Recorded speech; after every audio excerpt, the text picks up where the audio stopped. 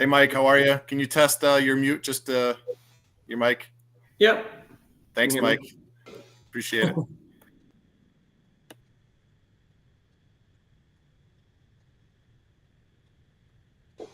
right, it looks like it's 7 o'clock right now, so we do have quorum. I've got myself, Deirdre, Frank, Megan, Penny, and Tim Russell. I am not aware of anyone who's not going to be here today, so I think Eric, Tom, who else am I missing? Eric, Tom, and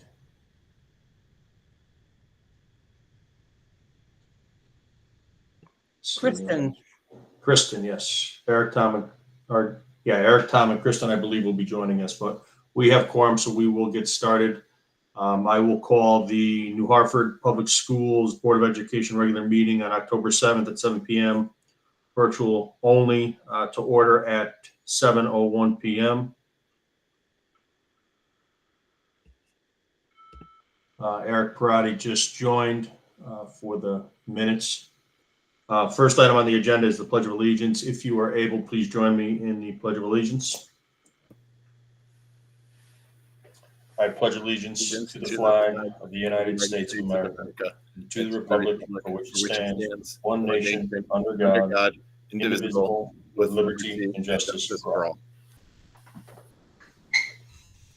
Okay, thank you. Thank you for all for attending tonight. We have a pretty good agenda today. I have no changes to the order of business, so we're going to move on to communications to the Board of Education. To my knowledge, we have not received any communications to the Board of Education. Superintendent Sufsik, can you confirm? Yes, I can confirm. Okay, thank you. Next item is public comment. So last meeting we had virtually, we had some questions on how this would operate. So for anybody in the public who would like to address the board, please raise your hand and you will be upgraded from a viewer to a contributor for that time period, and you'll be able to speak. So if there is anybody from the public who would like to address the board, please raise your hand.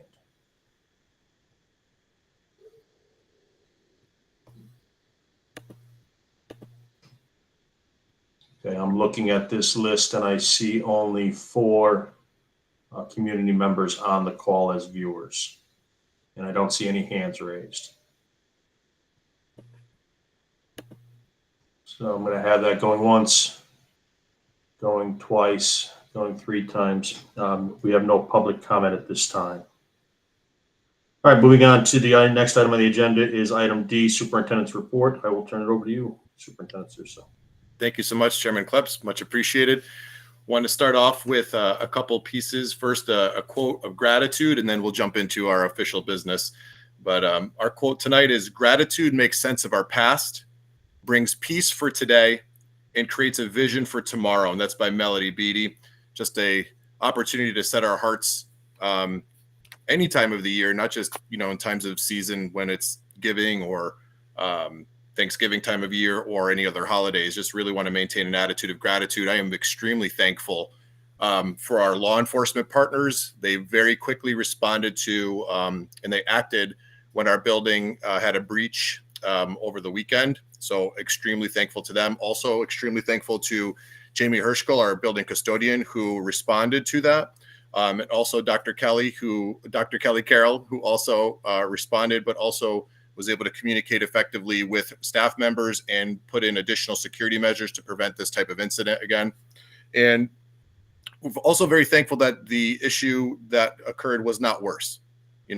We had very minimal damage to the building. Things were obviously missing, food, but again, very minimal damage, and no one was injured. So we're again thankful for that. There was no resistance or anything of that matter, but the law enforcement responded very, very promptly. So we're very thankful to all of them.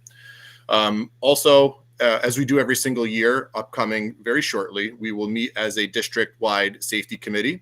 We will review all of our policies and procedures and make recommendations or changes as we see fit. And that is done with all of our town officials, our first responders, our mental health professionals, and our administration. So we will meet together to talk about this and other things that can be approved upon again. So that is a quick update there. You'll see on the agenda today, we have a mandatory superintendent report. This is to satisfy the Public Act 2593, Section 32. So I will be sharing my screen to report out on that such piece of information. While you're pulling that up, Jeff, again, just for the record, it looks like Tom Buzzy's also joined the meeting. Yep.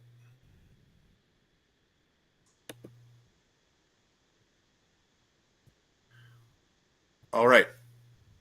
Chairman Klebs, can you see my screen that I'm presenting? Yes, sir. All right, very good. I appreciate that. This is, if it's too small for the viewers at home, this will also be available as part of our minutes. It's also available as part of our agenda. This is a report that I have to present to the Board of Education and to the public on a yearly basis. This is brand new legislation that I reviewed in August, and it has to do with reporting out any community-based organizations that we partner with, and also workforce development programs, and lastly, attrition data for certified and non-certified staff. So as the first part demonstrates here, we have several community-based organizations that we work with to provide services for our students, and that's listed here. We have the Connecticut Junior Republic, and that's outside counseling provided within the school. We're very grateful for that. The Winchester Youth Service Bureau, we have a memorandum of understanding or agreement with for group counseling and lunch bunch groups as needed. And Ed Advance has an after-school program called BASES. They're on contract with that, and that's an after-school programming offered for our district. So these are all of the community-based organizations and the very specific service that they provide, again, to fulfill the legislative requirements. For workforce development programs, we have students from pre-K to 6. We do not have workforce development programs within our schools. This is more obviously geared towards the high school kids. And lastly, for attrition data, we have a list here that I'll go over. This is for certified and non-certified staff. So certified staff means that they attained a certification in the state of Connecticut to teach or work with children. Non-certified staff can still work with children. They do not have a certification per se. So you'll see the first here in 25-26, this past year, just recently before the school year began, a certified speech and language pathologist that worked at Antolini in Bakerville moved on to another career position. In 2024-25, we had the list of the following individuals or individual positions that I have to report out on.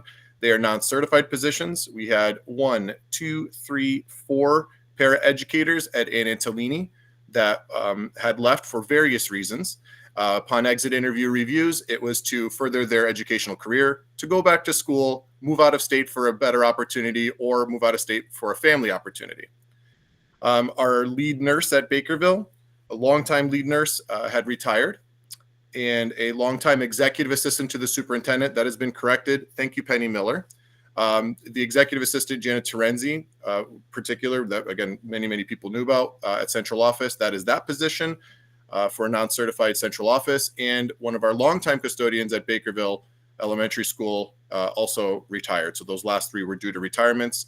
And again, this is done to fulfill the public reporting of the Public Act 2593, Section 32. I will pause here if there are any questions regarding this particular report.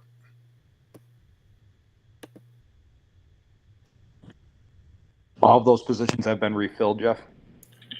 Let's see here. I'll go back to that. I believe so. Let me just review. Speech language, yes. Paraeducators, I believe we are filled or right about to be filled with all 4. Lead nurse, yes. Executive assistant to the superintendent, yes. And custodian, yes.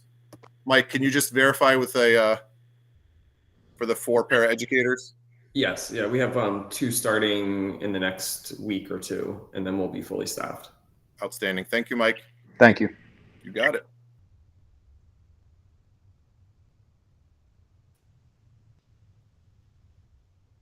Any other questions that I could address at this time? All right, very good. Moving on to the next component of the superintendent's report. It is our annual climate presentation. So I will cue that up. This presentation will also be available publicly, attached to the minutes of this meeting after our presentation this evening.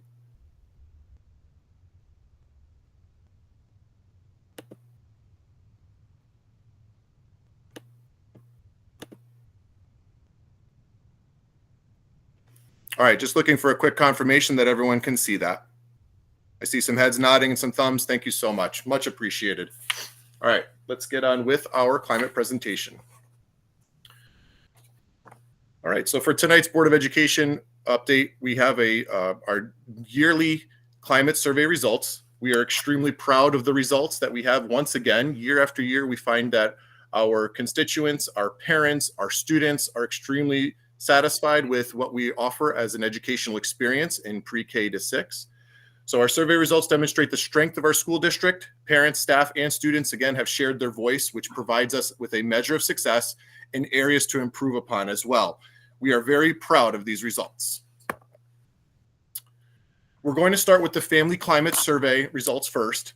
So in the next few slides, you're going to notice highly favorable responses to every question. Of course, we do always have work to do and room to grow, but this is a true testament to all of us, to the board, to staff, to our families, that we are serving our communities very, very well. 122 respondents were captured this year in the spring of 2025. It is lower than in previous years, so we will continue to think about other methods of attaining more survey respondents. In previous years, in 2024, we had 152 families respond, and in 22-23, we had 154 families respond. So we will do, like I said, a better job of communicating and requesting families to take this optional survey. It is absolutely not mandatory, but we will encourage more participation because we had about 30 less responses on average. I will turn it over now to Amy. Thank you. We are super eager to share these highlights and results with you today. And starting with the parent survey, we've got some really awesome results to share. So nearly every family that participated this time reports, as you can see on the slide here, that they're feeling their child is safe, supported, and excited to learn. So this really tells us that, all of our efforts to build those strong relationships with our families are really paying off. Our kids are excited about what they're learning. They're talking about that at home.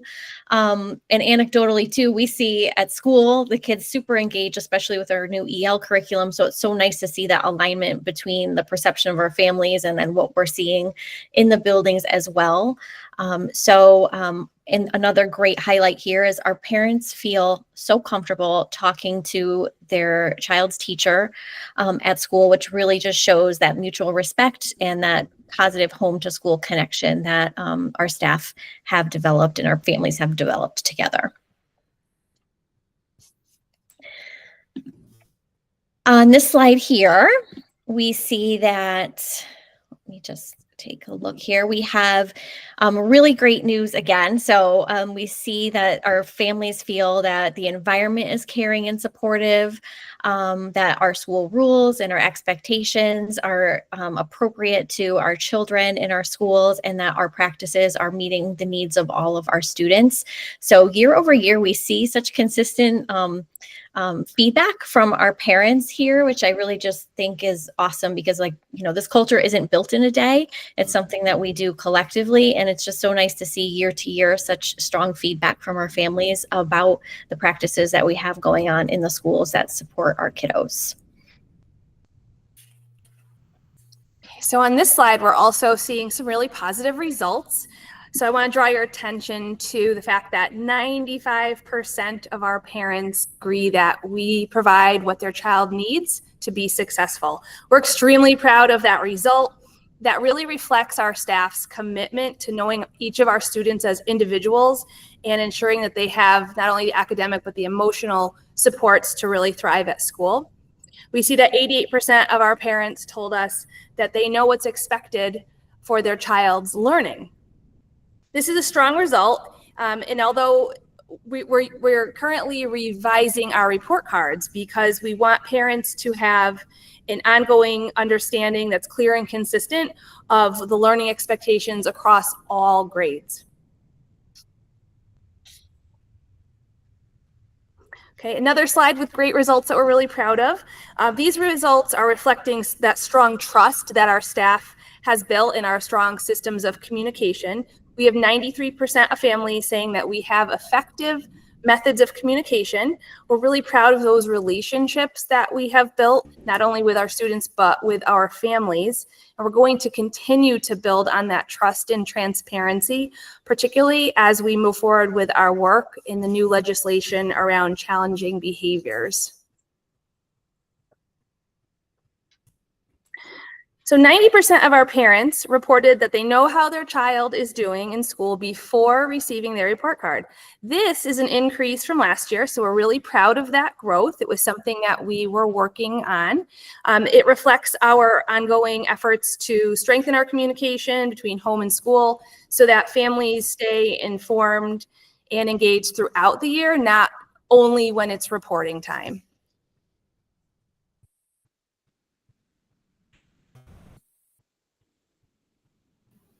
All right. So I also I have the pleasure of presenting, the other stakeholders is the staff members. So we have a couple first day of school pictures up here, but this is what the staff felt and reported on the survey. So again, awesome results. Very similar to last year.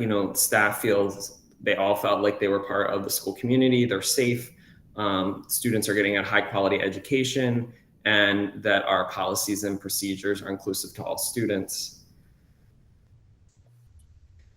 Also that they're all inclusive to all staff. And then the other big piece of this is staff's view of the administration. So the staff feels that the administration values their feedback. They feel comfortable going to at least one member if there's a problem. And they felt that the administration promoted a positive school environment.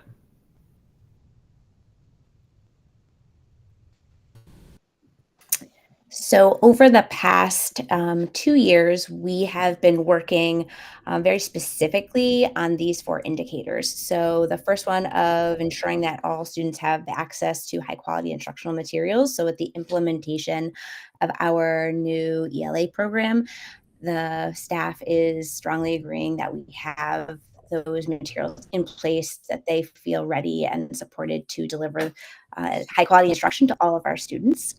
The technology that is needed on a daily basis to deliver lessons and activities. We have 96% of our staff strongly agreeing with that. And just to note, one of the projects that we have been working on over probably the past 5 years has been to install Promethean boards into all classrooms. And so as of today, barring one more installation, all of our classrooms from pre-K to 6, including special education and special areas, have access to a Promethean board. So we're really proud that we've been able to complete that project and provide that instructional tool to all of our staff members. And then the other 2 relate to professional development and teacher evaluation.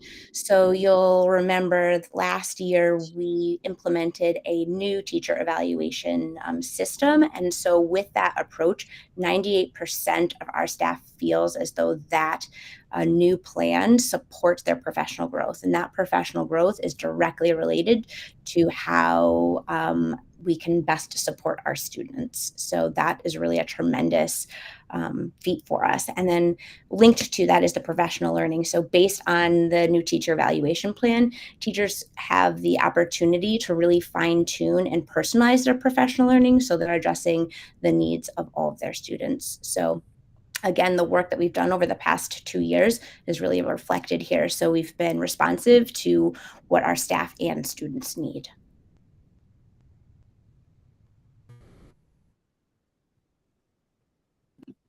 Okay, so to wrap up the slides around our staff survey, we're super proud of this particular slide here. So we made the most growth in these areas. So last year, we had looked specifically at, I believe the school effectively addresses behavior issues. And so as we were presenting last year, we talked about a lot of the action steps we were already putting into place to support growth in this area. And so this year we saw, like with that particular question, showed the most growth. We went from 66% of staff feeling that last year to 84%. So really, it's quite a direct result of like being very intentional and using this information to guide us in our process. We implemented a behavioral flow chart with our teachers. We had a focus on our behavioral mental health team collaboration, a focus on talking about students during our multi-tiered systems of support meetings. So all of those things, plus we had some PD with a behavioral specialist. So I think all of those steps really showed the growth in this particular area. And sort of linked to that too, last year with the respect between teachers and students, that rose from 75% to 89% this last time around. So really showing stronger results across the schools for that. And I think, focusing on our school-wide rules, our expectations, and kind of just making it part of our culture and that collaborative spirit is really showing some great growth in these areas. So we're really proud to be able to share that, and also maintaining great growth around the way our district communicates. And so really just awesome. We're just so proud to share that with you. So we also ask our students in grades 3 through 6, so the Antolini kiddos, they also participate in a student climate survey, and we had some really great results with that as well. So this one, the 98%, I feel welcome at my school, that just makes our hearts burst, because that's what we're here for. We're here for those kiddos. We want them to come to school feeling loved and feeling welcome. When students feel welcome and valued at school, they're more likely to engage in their learning. They're more likely to take risks in their learning, and that really helps them to build their positive relationships with their staff and with their peers, which leads nicely into the 95% of our students who feel that if they experience mean behavior, there's someone at school who they can go to for help. That aligns really nicely with what we saw in our parent survey. We had 98% of our families say that there is a trusted adult at school for their child to go to. So those two questions really mirrored each other, and we're super proud of that great result. One of my favorite parts on the student survey, we have an open-ended question. We asked our kiddos if they wanted to include any additional information to support our work with building a positive school climate. And I have the top 3 student results there. So they want more assemblies. Not a big surprise there. That's fun. They wanted extra recess equipment. Again, one of their favorite times a day. And then there was an overwhelming response with the message of keep it up. So the next 2 slides will show you exactly what we mean by that. So these are the student testimonials. These are words right from the mouths of our kiddos. These words speak really to the culture of our schools. You can see that they enjoy learning, they feel safe, they feel cared for at school. You guys are doing great. The staff is super helpful. So those are really amazing words coming right from our kiddos. And then these are just some more of our student testimonials. Again, the words that they're saying really just show us that they feel socially, emotionally safe. They are engaged in their learning. It kind of tells us we're making a big difference with these kids. And again, that's what it's all about. They feel safe at school. The climate's a good one. This school is the best. So we're thrilled to see kiddos writing about these type of things. Outstanding. And a big kudos to the administration, to all of the staff for fostering and creating such a climate at all of our buildings where students can thrive every day. And our parents are super proud, and everyone is part of the family in New Hartford. So it's a beautiful, really beautiful thing. This is one of our proudest moments of sharing our climate data. And there's a lot of really nice highlights, either of maintaining or increasing our survey results in a favorable manner, which is fantastic. Coming up with this year's survey in 2026, there's, as you can see here, our goal will still be the same: to provide a safe school environment based on kids or based on school community members' feelings of belonging, emotional, intellectual, and physical safety.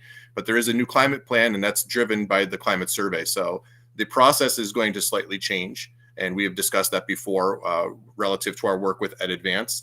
And we're going to continue to develop and implement a survey that informs our practices, ensures reliability, and that we could use to continue our best practices or work on new ones.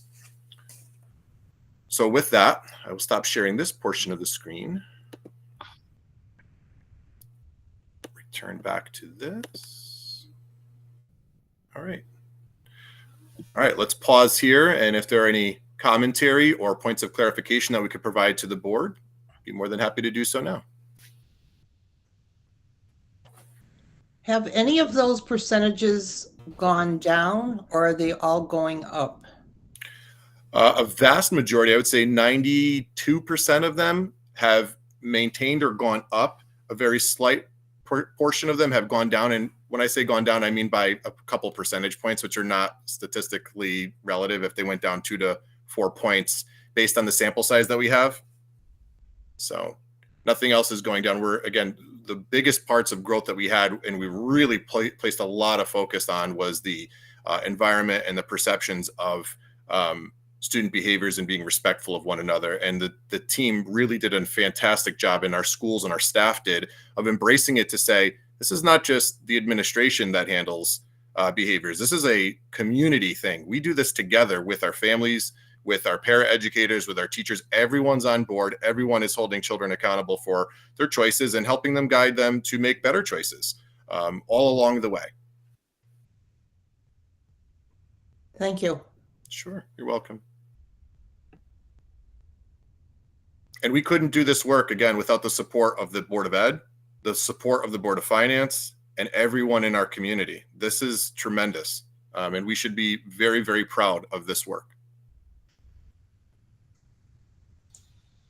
Hey, Jeff, I had staff responses. How did we do with staff responses as a percentage of all of our staff?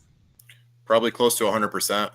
I didn't note that anybody did not respond when we just quickly viewed the response lists. If someone was absent, maybe we missed a person, but I doubt it, because people are very good about providing their feedback. They feel very comfortable about doing so.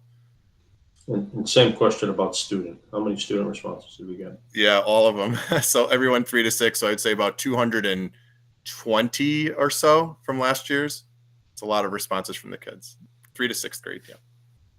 I love their testimonials. That is just, keep it up. You're doing a great job. The climate is great here. I love reading those. They just put a huge smile on my face. If, while we were presenting, that I couldn't help but feel my heart beating out of my chest. Not that I'm the Grinch, but I mean, I felt it. It's just a beautiful thing to see and to read for our kiddos that they feel that way, and they're not even shy of expressing it. So really, really nice job by our schools. So one question I have as we went through that is the variation between the parent response being in the lower 80s on bullying and mean-spirited behavior versus the student at 95%. Any thoughts on that?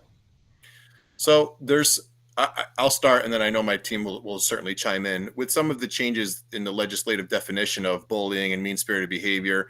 So there is some change there, and perceptions of how things are addressed, identified, and supported. I mean, if a parent sometimes may disagree with something because of confidentiality, we can't share all of the information. With students, they kind of know everything, and they go back home and they report everything. So then the parents can find out afterward from students typically. But the kiddos feel supported. They feel like if anyone says anything or does something to them, that they could report that out, and it's addressed effectively and in a manner in which is respectful, and that the kiddos can walk away knowing I have a choice to make, whether I'm going to maintain my friendship with this individual, whether there's forgiveness, whether there's some type of restorative practice or something that's going on. So that's kind of what the discrepancy is. But again, I'll let Kelly and Amy speak a little bit more to that if they would like to. I think, Jeff, that's exactly how I see that as well. It's sometimes hard when we're talking to parents because I cannot provide all the information that they might be looking for. Yeah.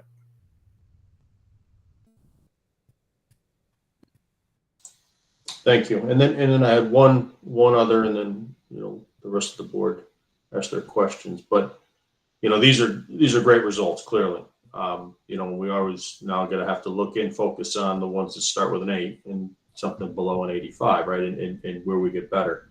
And one thing that stuck out to me was the parent survey, not understanding what the expectations are of their child. Yep. And I assume that's something that we're going to be focusing on to ensure that from the onset of the year, there's a better setting of those expectations. Yeah, absolutely. That is a big, really big push of one of the board goals. If you remember from our strategic engagement plan, really taking really methodical time to revisit our report card and change the standards so that they are meaningful over time. Our current report card was best intentioned, but things have changed. Instructional practices have changed. Our verbiage has changed. What we expect our students to be able to do, to be able to execute and apply, those conditions have changed, those standards. So the team has been working extremely hard, our report card committee, to do exactly that, to better communicate more clearly what those expectations are in a manner which is understandable to people that are not educators, right? So if you're not in education, you're reading the report card, you're thinking, okay, I guess this might make sense. And if you have a question, you follow up with the classroom teacher or as you see fit.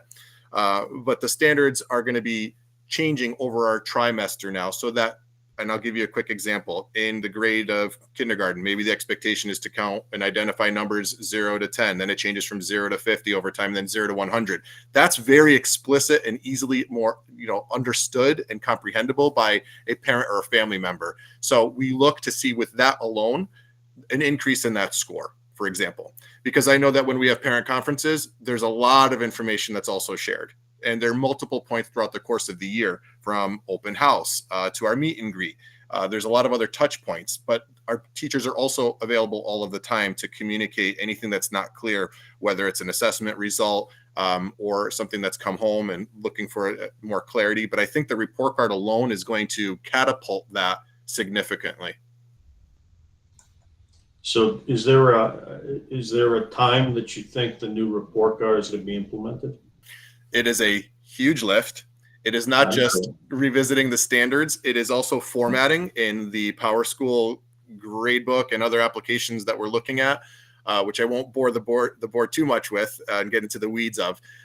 But it is a huge lift. We have one individual, Christine Kurth, God bless her, and Heather Mathis in the report card committee that are working to revise and update our standards to then input into a report card that it will change over time. And Christine Kurth on her own, learning this as a new process for her and getting some support from Ed Advance as we see fit to then go in and change that. So this is going to be over time. Our goal is by the first marking period. If not, we'll revisit it. And certainly for the second marking period and the third, we're doing as much work as we possibly can with what the resources are that we have and with the expectation of perfection, because we want to get this right.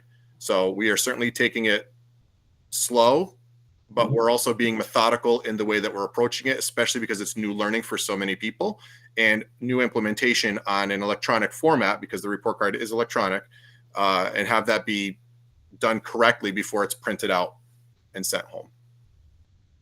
But those expectations that the new report card, as you bring it in and it evolves, right? I think is what I heard. As it evolves, I would think that the parent community would understand the expectations prior to the start of the marking period and not when we have a new report card and now they're seeing for the first time that their child is either meeting or not meeting or exceeding those expectations, right?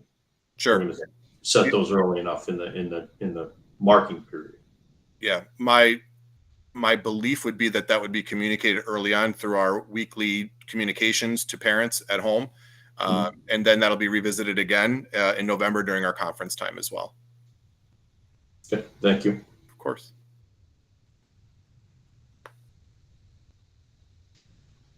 Does anyone else on the board have any questions regarding the climate presentation? I don't have a question, I have a comment.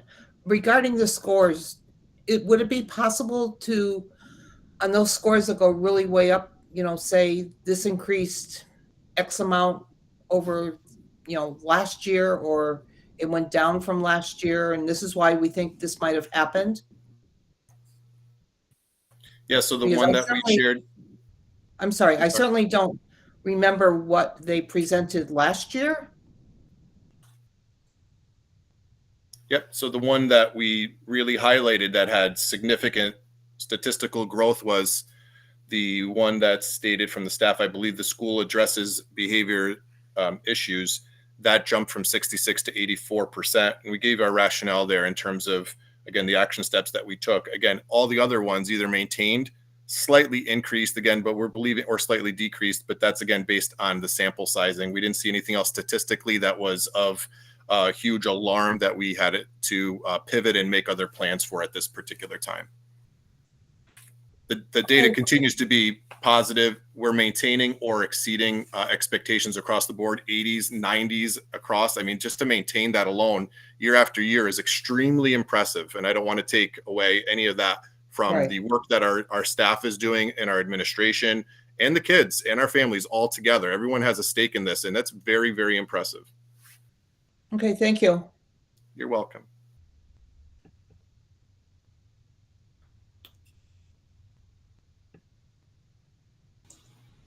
Any other questions or comments?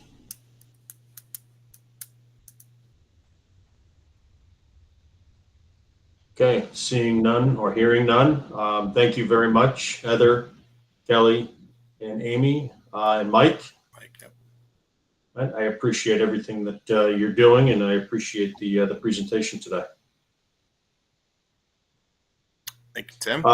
Superintendent, is there anything else under the superintendent's report? Oh, yes. I'm just getting warmed up, my friend. Yes, sir. Yeah. So here are the other updates that I'm extremely proud to share. So I'll jump on to the next component here. Just want to close out one window. Up next are some highlights of what's going on in the district right now, as we don't have student reps just yet. They are on their way. But in the interim, I will take up that mantle and try to do a good job, although I'm not as adorable and cute or as persuasive as they may be. I'd like to present moments that matter at school and on the go. Can everyone see that? Can't see any faces this time. Hold on. Yeah, we have it, Jeff. We're good. All right, very good. So again, in that attitude of gratitude I was just talking about, the board and the public need to know this. This is tremendous. I received hundreds and hundreds of cards wishing me well.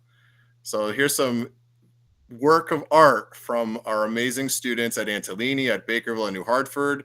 The staff and students took some time to just really lift my spirits. I've definitely had some challenging days. I'm a human being like everybody else. And my heart was absolutely filled, and I wanted to share this with the community. We have such amazing, caring individuals in our community, in our midst, and we are raising that generation of students and children and citizens to do the same for others. I was just completely touched. As a superintendent, sometimes I feel, like I'm not part of the school community because I don't live in each school every single day, and I'm envious of Dr. Carroll and Amy Kennedy, as well as all the teachers. But this just brought me right back, and I can't say enough. And I had to share this one rendition there. If you see me in my boot, that's I'm game. That looks like me. So I'm very proud of that. And I, again, very thankful to the staff and the students in New Hartford Public Schools. Very, very touched. All right. So life around campus right now, what's going on? You can see here in pre-K, our preschoolers are practicing the letter C, engaging in some interactive play there. You can see here at Bakerville and New Hartford kindergarten, students engaged in their learning using different manipulatives and play-based learning as well. Continuing on in kindergarten, we see more engagement, kiddos working together, working with other manipulatives, building, playing together. And we got some focused first graders at Bakerville and New Hartford schools, working on their literacy, reading with a friend, or looking at letter identification, putting together sounds, and doing some writing as well. In second grade, here are second graders putting in a lot of effort in their work. And then, of course, recess fun. You've got to see all of our kiddos are actively engaged, having fun, playing together, getting physical activity and exercise, promoting health of our bodies. And, of course, another favorite time, Antolini third grade. We've got Miss Stimson's class enjoying lunch together here with some smiling faces, and our friends just being great with one another, respectful of one another, and enjoying their time together as they socialize. And here's Mrs. Dutlinger's class, building spaghetti structures using teamwork, communication, and some problem solving to determine some points of scientific inquiry.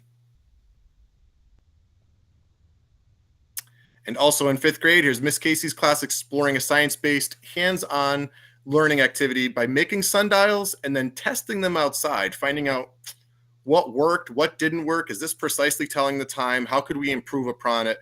Just being really good scientific minded in applying some hypotheses and some theories as well in 5th grade. But wait, that's not it. Pack up your suitcases. Learning's left the building. So that's in and around campus. But we've also been outdoors and on some field trips. So here's Clark Farm in Granby.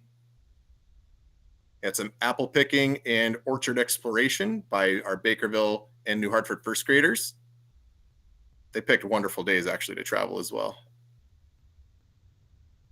And in 6th grade at Adventure Park, all the way up in Stores, we had some team building activities and ropes courses. You could see all of our students there. They had an awesome time. And then also 6th grade, here they are. Here's some more pictures of the ropes courses.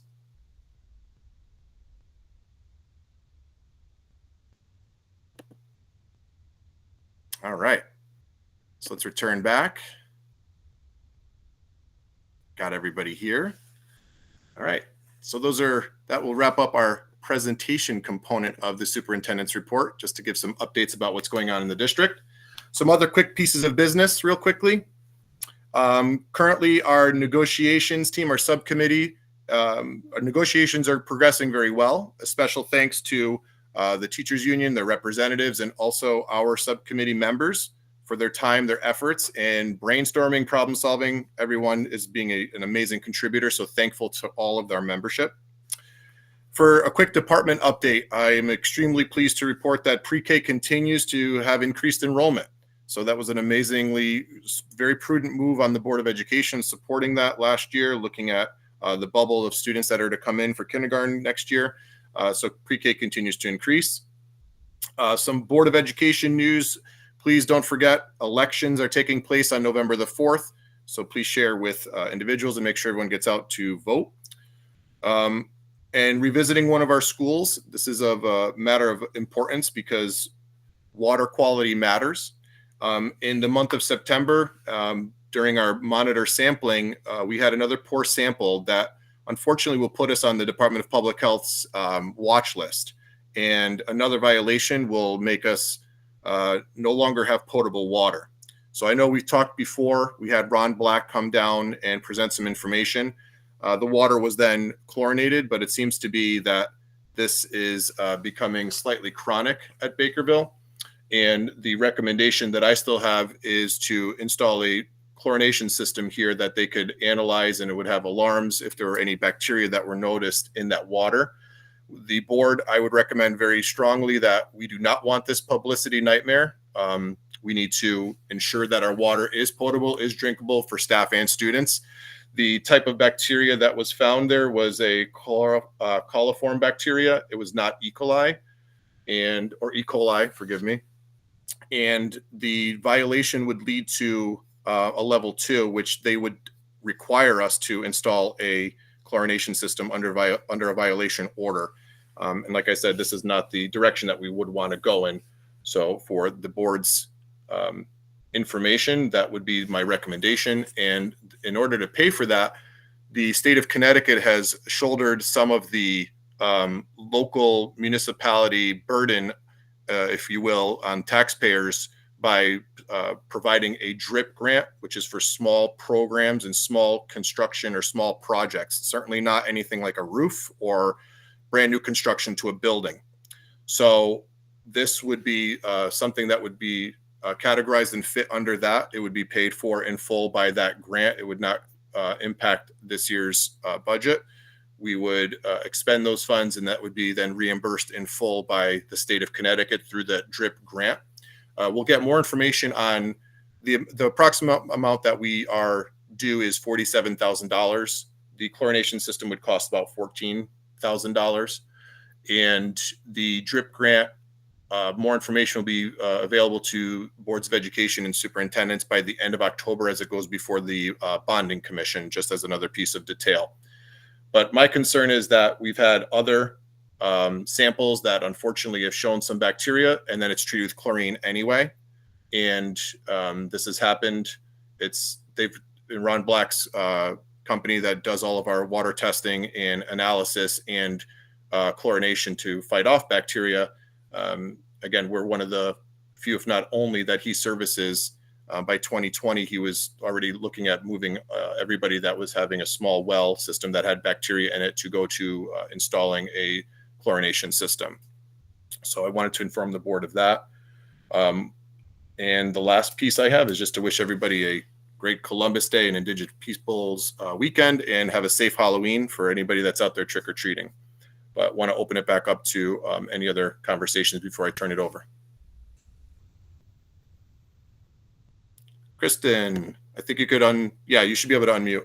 Yeah, no, sorry, that's fine. When you were just talking about the drip grant, you said, I believe you said that there was like $47,000 that we were owed. Is that right? Did I hear that properly?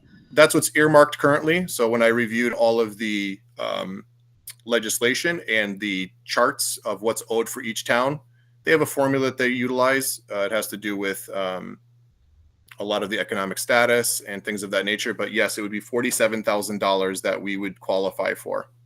That's what we are owed by the end of the school year. And I'll have more information by the end of October in terms of the bond commission and how they approve that at the state level. Still waiting on that component of it. Do we have other potential, like if only $14,000 would be used for the chlorination system, like is the rest of the 33 difference, like 33,000 difference, is that use it or lose it? Like, do we have other? Great question. Yep. Great question, Kristen. That would not be use it or lose it. That would be reserved every single year over and over. It would go on our expenditure report, and it would be another type of non-lapsing account, but only for small capital projects. That's a great question. Do we have any other small capital projects that we know need to be addressed? Not under this purview. Under our capital improvement plan, which are already addressed from the appropriations of the budget, we're all set there, but nothing else that's come up. But we might be able to supplant some of those expenditures. Let's say we are doing a small repaving of a walkway. We could expend those funds and then have it reimbursed. So it's going to help out by $47,000 worth of money. Okay. So I don't have any other small projects right now that I would tack onto that, is what I'm saying, that have come up. This has come up obviously unplanned for.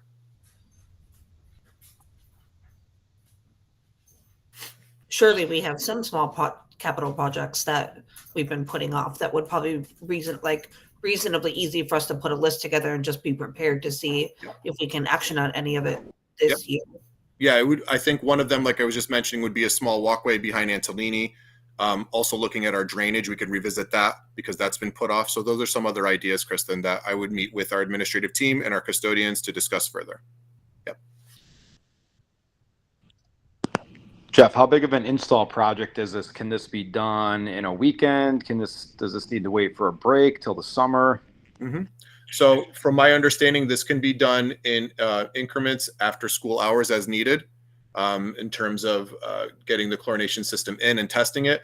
Other components of it can be done during the day. So when I spoke with Ron, he said no more than 3 days. And if they needed extra time, he would let me know, but he'd be working with the building custodians to do that over at Bakerville. Thank you. You're welcome, sir.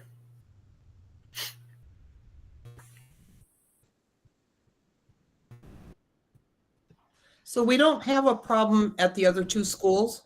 That is correct, Penny. New Hartford Elementary School is on city water Right, and going over to sewer. So that would already be taken care of and would be chlorinated.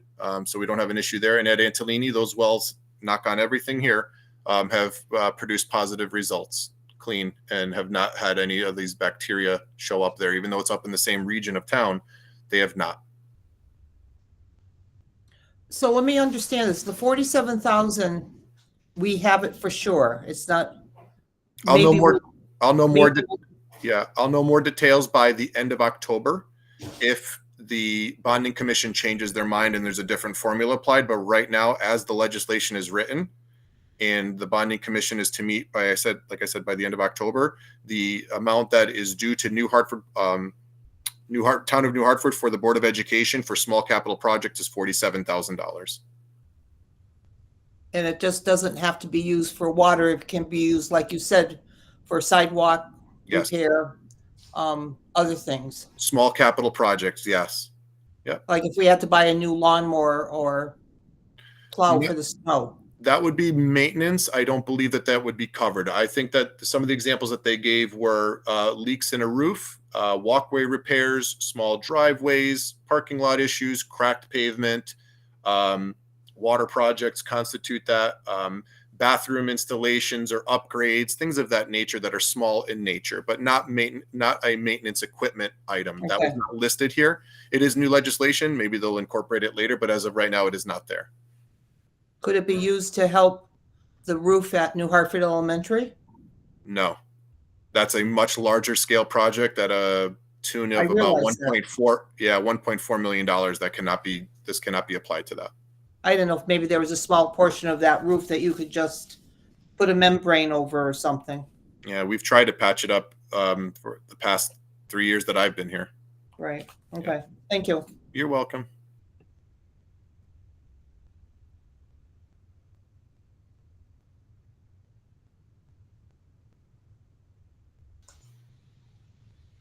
Okay. Last call for any additional questions or comments regarding the superintendent's report. All right, seeing none, thank you, Superintendent Sousa. We will Welcome. move on to the next item on the agenda, which is item E, Board of Education Chair's Report. The only report here is for the task force update. For all of you who know or may not know, we did receive 3 proposals, came in for the study. Those interviews will take place next Tuesday, the 14th. And there'll be myself, First Selectman Jerem, Board of Finance Chairwoman Carrie Guilfoyle, and Jeff will take part in those interviews. All right. And again, same thing as last time. I have not received any additional interest in being a part of the task force. We have documented and have the list for everyone who has come forward to date from the Board of Education as well as the community. So we will have more information once we bring on a professional. All right, moving on to item F, routine business. We have 2 items underneath routine business, but I'll start with saying that I think because of the way we're running this on virtual, what we'll do to approve the motions is I will accept the motion in a second on these two items, as well as we go through old business for the second reads of policies. I'd like to propose that we approve them through unanimous consent, which I'll then pause and allow anyone on the committee who has objection to be able to voice their objection to that, so that we can get an accurate vote on each one of these motions. So moving on to item A, approval of minutes, September 16, 2025. Can I get a motion to approve? I'll make a motion to approve the minutes of September 16th, 2025. I have a motion by Penny. Can I get a second? I'll second it. It's Deirdre. Second by Deirdre. Thank you. Any discussion, changes, or questions on the minutes as presented? I have one change, which is that under old business H, item A, it said that I should clarify if there needs to be consideration for minorities, and it should be minority party representation. This is not that's what that should be. So I just like the record to reflect that clarification.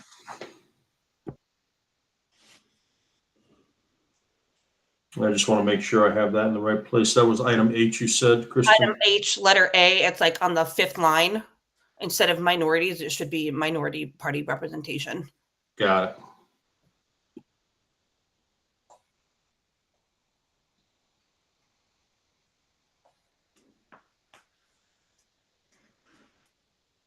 Any other questions, comments, corrections? All right, Penny, are you okay modifying your motion Yes, corrected? yes. Deirdre, you okay with your second? Yes. Thank you. We will take this as unanimous consent unless there are objections. If there are any objections, please signify by raising your hand or going ahead and coming off of mute.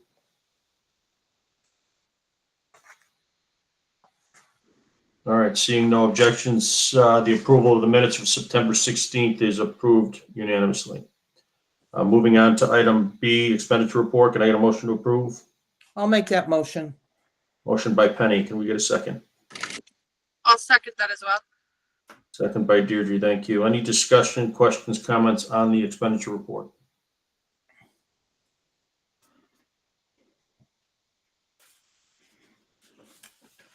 Okay, seeing none, we will also take this through unanimous consent. Does anyone have any objections? Please signify by raising your hand or coming off of mute.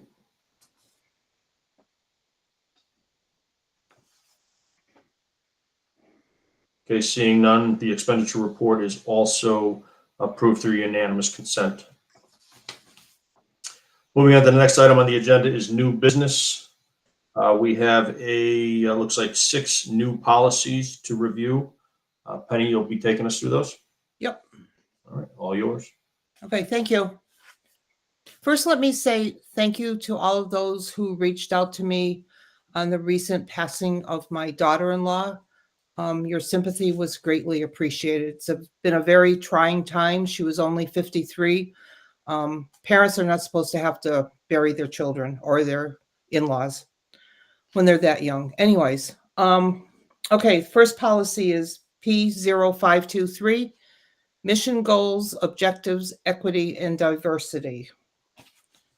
I assume you all have looked through it. My comments about this one is New Hartford Public School welcomes, respects, and values the diversity of its students, parents, staff, and the broader community. I could add further that to date, our enrollment demographics demonstrate that we have 427 students out of the 437 that are categorized or have identified as white, 3 Asian, 3 Black, 4 Hispanic. We also have the following languages that are spoken in New Hartford. We have Albanian, we have French, we have Polish, we have Spanish, and we have Russian. And we obviously work together every day with our families and students to identify barriers to success, such as attendance issues, behavior, nutrition, family support, and even learning disabilities, and so much more as we work with so many different individuals from different backgrounds across the board. So that's just my other comment regarding this policy. Do those children who don't speak English as their first language, do they have a problem in our schools when they come here, or have they been here for a while and it's their parents that?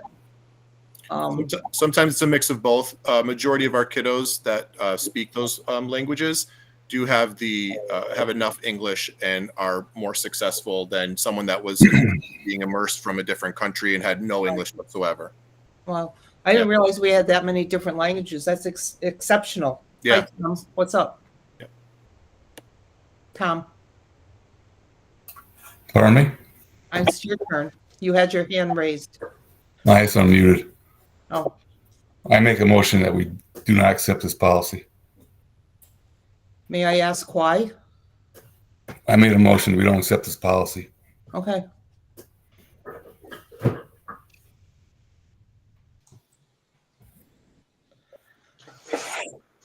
We will need to get a second to that motion for further discussion.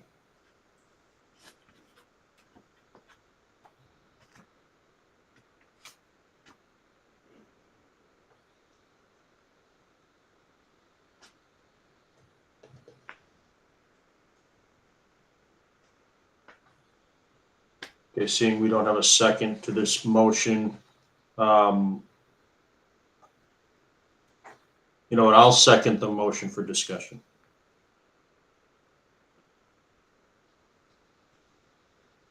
Does anybody have any discussion on this motion to not accept the policy? Tom, do you have reason that you don't want to accept the policy? I have lots of reasons, but just a couple questions first. It says it's a recommended policy, Jeff. Well, who's it recommended by? By whom? These policies are recommended by CABE, Connecticut Association of Boards of Ed. So it's not a mandatory, it's a recommended policy. That is correct, not mandatory. So do we currently measure any success in our schools based on race?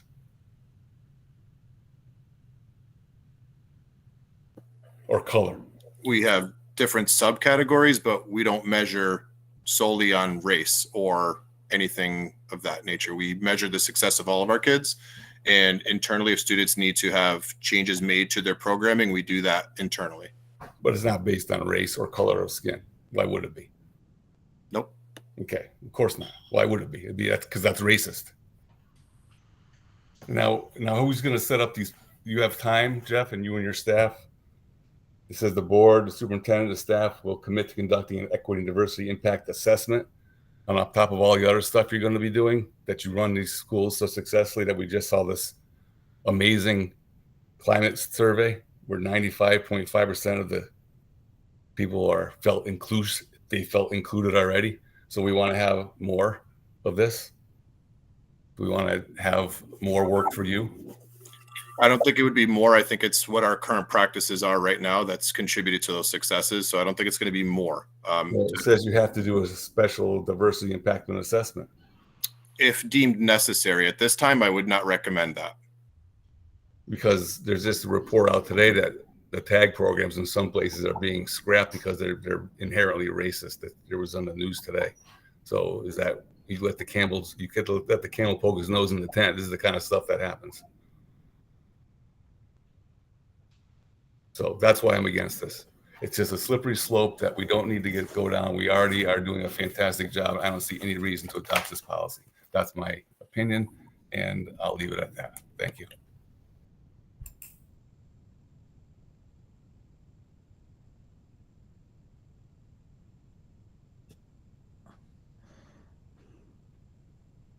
Tim, are you ready for me to do the next policy? Well, we do have a motion in the second currently. I'm sorry. So we do have to act upon that. Tom, this is a first read of the policy. Can I suggest that the board have an opportunity to look at it further based on the discussion that just took place, and then address this at our next meeting when we have a second read?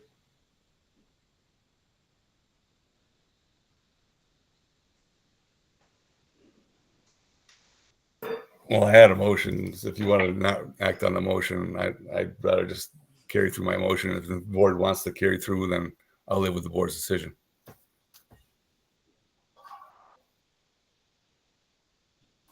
Okay, let's, you would have to rescind, so let's go ahead and put this motion to vote for the board.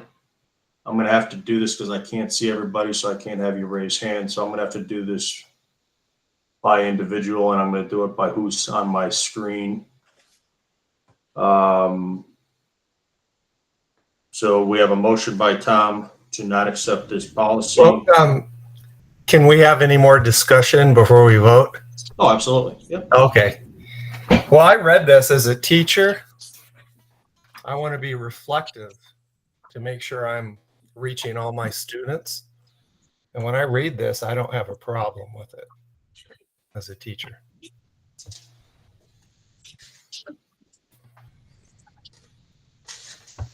Okay. I want to give everybody opportunity to discuss or ask any questions. Does anybody else have any comments before we take it to vote?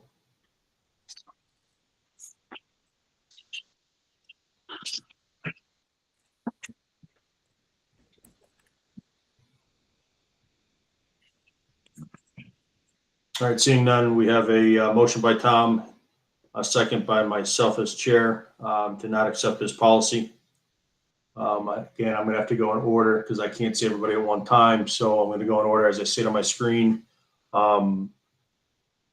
Please signify if you're in favor or against. We're going to start with Deirdre. I'm sorry, Deirdre, you're on mute.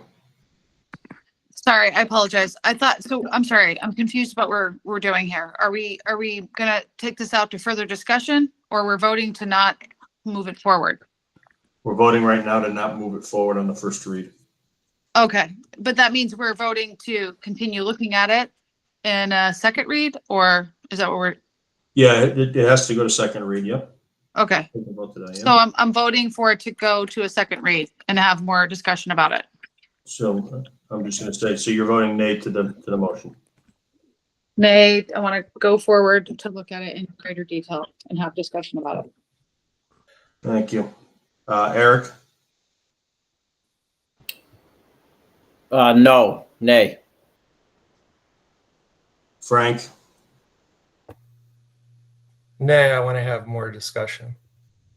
I support it. Kristen?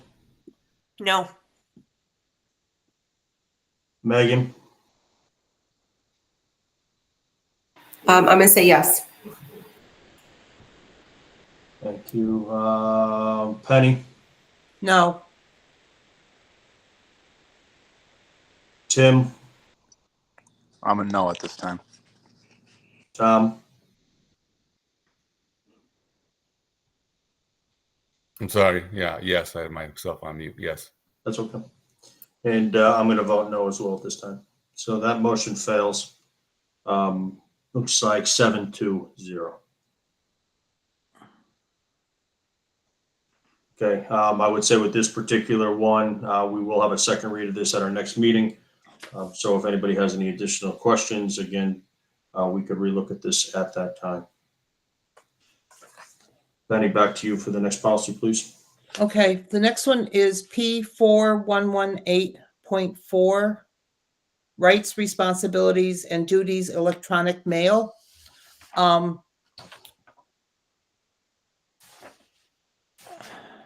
was I going to say to you? I know in the agenda, I think there was some place that it was the 4118 was pushed way over to the left, but it looks on my copy now that I have it looks fine. Anyways, my comments being, all district electronic mail systems are owned by the district and intended for conducting official district business only. Does anybody have any comments about it or want to talk about it?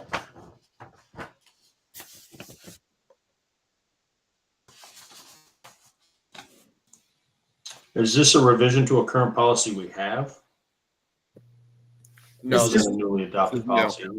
This is fully new. Fully new policy. Yeah.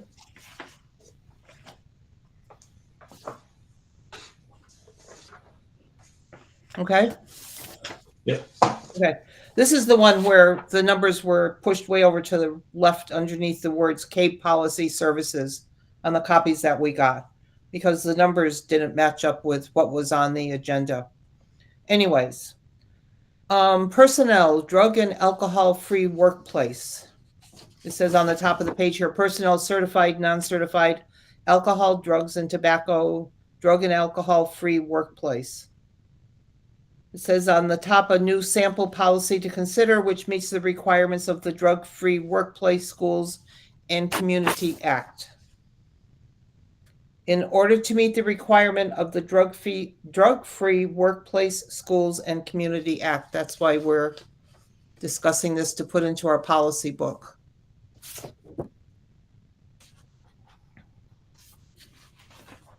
Any questions?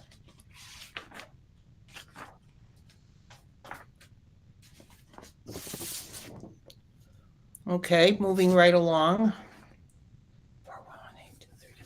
The next one is policy 5131.601. Students / personnel certified and non-certified medical palliative use of marijuana.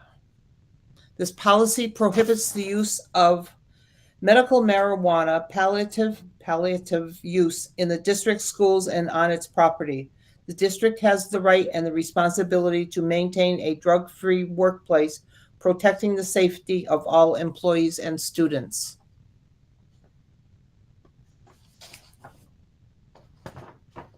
Any questions?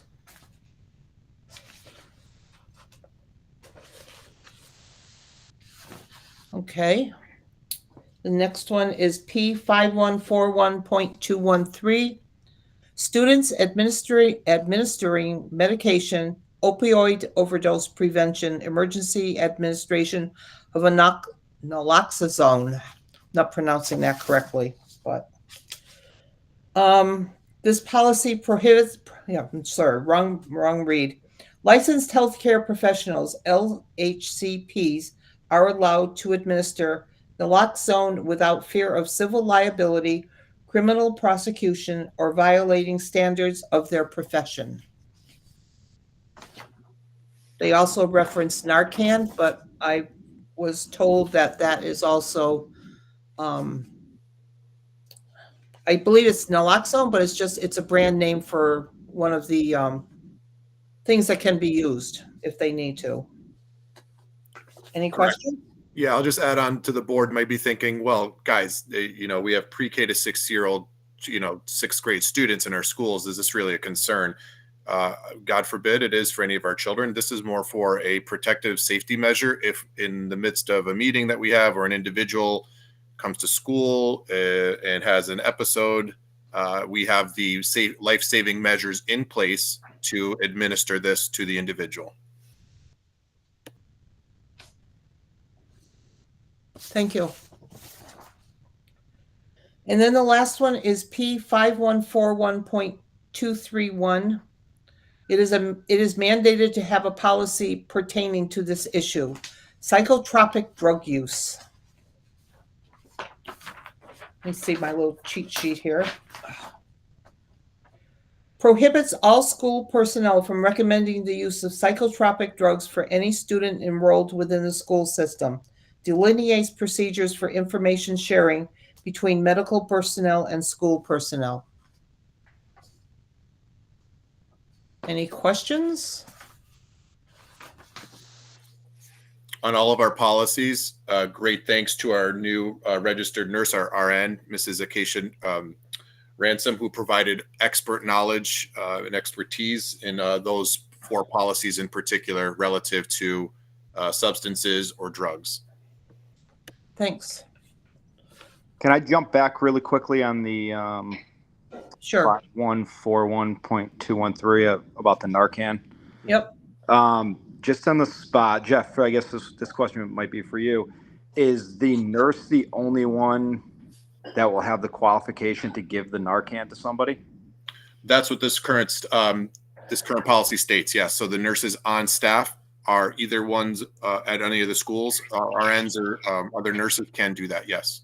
So what happens if the nurse isn't available for some reason, or the nurse is the one who's accidentally subject to the opioid that needs the Narcan? Yeah, we'd have to have someone else as a backup. We haven't fully gotten to that point yet because legislatively we're just wanting to make sure that there's an understanding that the nurse can administer that. There's no other backup to that right now because legislatively we're not protected. Because just so you know, like when you're going through it, Narcan has no negative effect on anyone. So like I could give it to you right now when you're not under the influence of any narcotic and it would have 0 effect on you. So really, if you can get our Narcan vial that's locked up in every classroom, it would be beneficial. I mean, they're expensive to get, but that's something where, yes, they need to be locked up because we don't want people to use them, but that's something where more than one person should have the access to it in case it's needed as a quick response instead of calling over, a radio or a loudspeaker for a nurse to come and waiting 5 minutes. We can give that a little bit quicker. That would be my suggestion.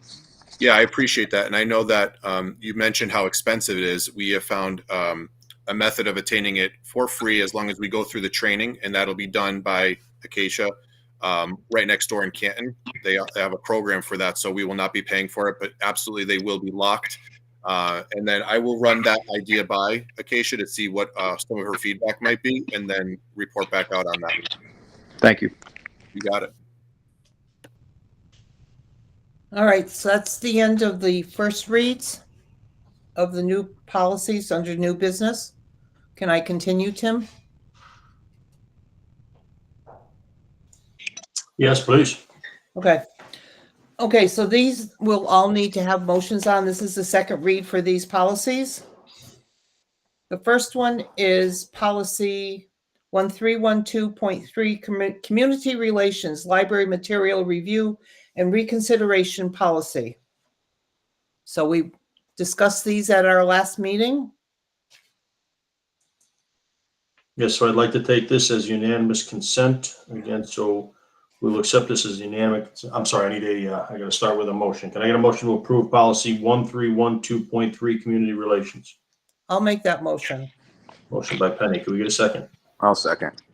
Second by Tim Russell. Thank you. So again, I'll go back to where I was. We'll take this as unanimous consent. Anybody who has any objections, please signify by raising your hand or coming off of mute. If you're going to do a unanimous consent, Tim, if it's a mandatory policy, I'm going to vote no because we have no choice. So why vote at all? So I'm voting no just as a standing order. Okay. Thank you.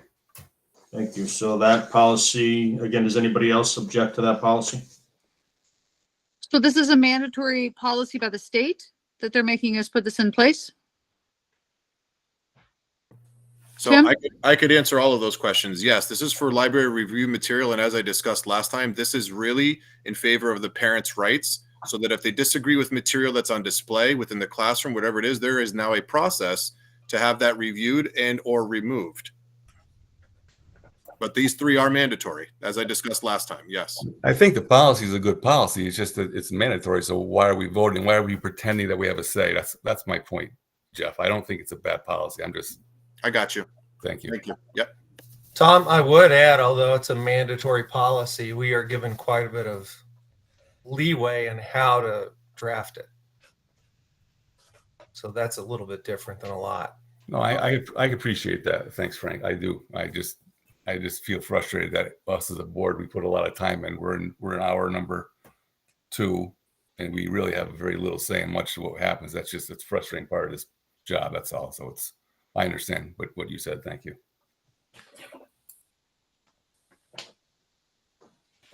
Okay, as we have this up to vote through unanimous consent, we have one objection from Tom. Does anybody else object to the policy?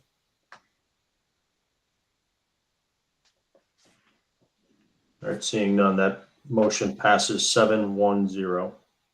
I'm sorry, 8-1-0. Okay, Penny, the next policy, please. Okay, the next policy is P1312.4, Library Collection Development and Maintenance Policy. We reviewed this the last time. It's a mandated policy. As you can see in red, the only thing that we did add was New Hartford, except on the second page where we added under C, consult with certified mental health staff to evaluate. Oh, evaluate spelled wrong. There's 2 E's. I'm sure it's just a typo. Do you see it, Jeff? Got it. Thanks. Yes, I Can do. we get a motion to approve, please? Policy 1312.4, community relations. So Library collections, development, and maintenance policy. I'll make the motion to approve. And I'll second it. Motion by Tim Russell, second by Penny. Any discussion?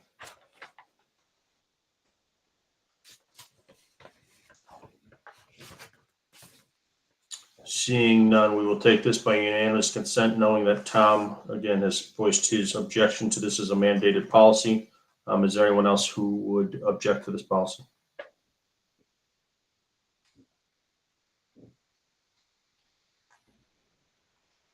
Okay, hearing and seeing none, this policy passes 8-1-0. Penny? Okay. The last one in this group is Library Display and Program Policy. It's a mandated policy. The only thing we did add is New Hartford before Board of Education. It's only 1 page.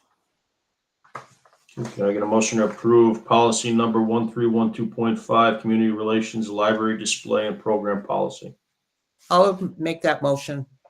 Motion by Penny. Can I get a second, please? Second. Second by Tim Russell. Thank you. Any discussion?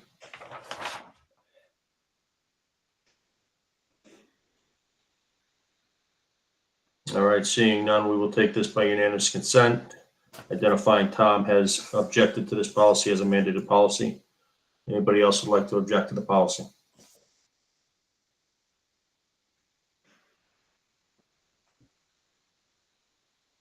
All right, seeing no hands raised or anybody coming off of mute, this policy is approved 810. Penny? Okay, the next one is policy 5118.2, students' educational opportunities for military children.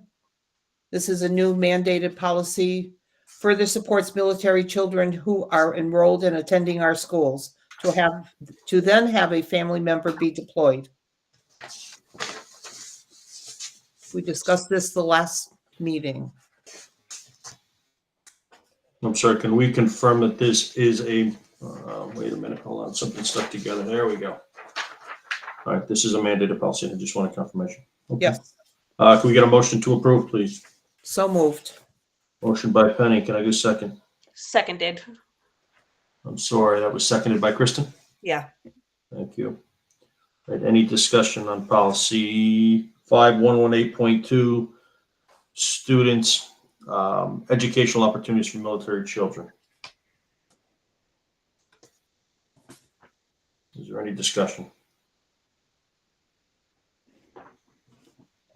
Okay, seeing none and identifying that Tom is objected to this policy as a mandated policy, is there anyone else who would like to object to it or take it under unanimous consent?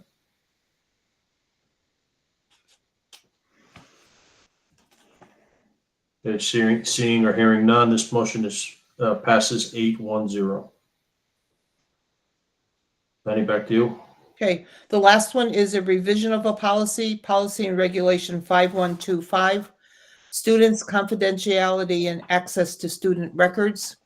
This, I believe, gives us a little more time to provide those records that other districts are asking for instead of the short period window. The window that we had before, which was really short, now it's longer. Jeff, anything else? Yeah, this again provides flexibility for our team, especially when a request comes in over the summertime and not everybody's there. Everyone is enjoying some part of their summer vacation or break. And with the 3-day turnaround, it's an impossibility. This gives us the flexibility, and it's recommended by our legal counsel as well. Okay, can I get a motion to approve policy and regulation 5125, students' confidentiality and access to student records? So moved. Motion by Penny. Can I get a second, please? Second. Second by Tim Russell. Thank you. Any discussion?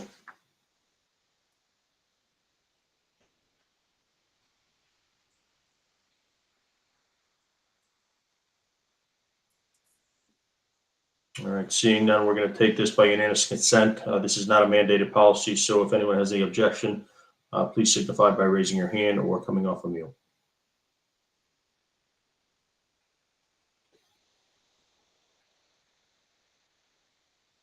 All right, seeing or hearing none, this motion passes 9-0-0. That's the end of all my policies for this meeting. Okay, thank you, Penny. You're welcome. All right, moving on to the next item on our agenda is item I, public comment for agenda items only. Similar to the public comment at the beginning of our agenda, anybody in the public who's listed under a viewer, it looks like we have 4 currently. If anyone would like to address the board for agenda items only, please raise your hand and we will promote you to a contributor in the meeting.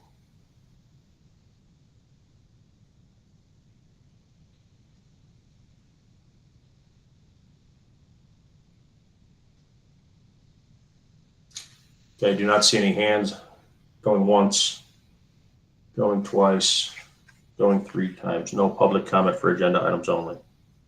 Moving on to item number J on our agenda, Ed Advance. Deirdre, Ed Advance update report. I'm gonna say, I can report out just on one thing. We have a board meeting on Thursday, so if you guys are okay with it, I'd rather we can skip and just report out at the next board meeting. There's not too much going on. There was just one program spotlight, the basis. We're actually on the waiting list for that.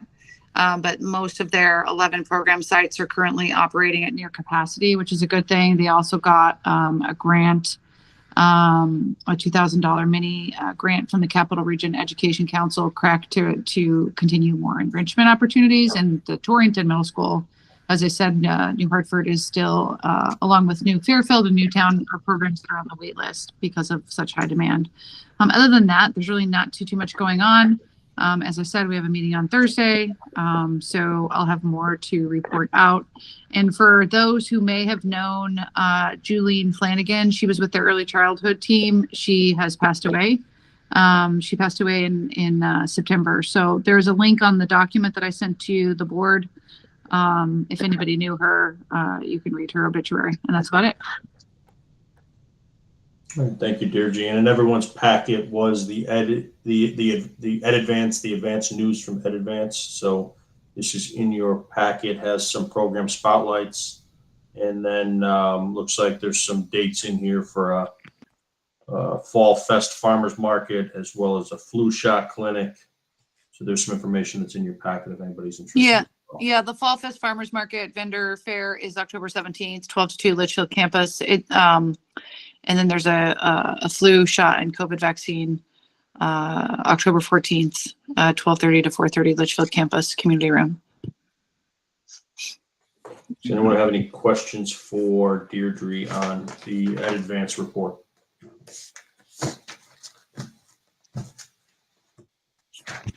All right, seeing none, that brings us to item K on our agenda. Can I get a motion to adjourn at 8:26 p.m.? So I make that motion. Motion by Tim Russell, I think I heard first. Penny, you okay seconding that at 8:26? Sure. All right. All those in favor? Thank you all. Have a great night. Thank you. Bye.